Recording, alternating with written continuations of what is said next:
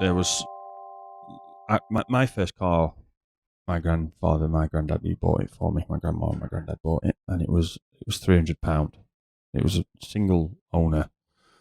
It was a Polo. It was a 1991, and it was £300. And I think in the year that I owned it, probably spent 60, £70 on it. That was, that bought me an oil filter and some oil twice that I changed, and that was it. And I used to go and deliver Chinese food as a bit of a side job after I finished it. Did we get that smell out of that car? No. Yeah. It always smelled like I compound drove chicken. it and drove it until it had an oil leak from the rear crank seal. And it was like, you know what? I'm not taking the gearbox out of this on my own. I'm not paying someone to do it.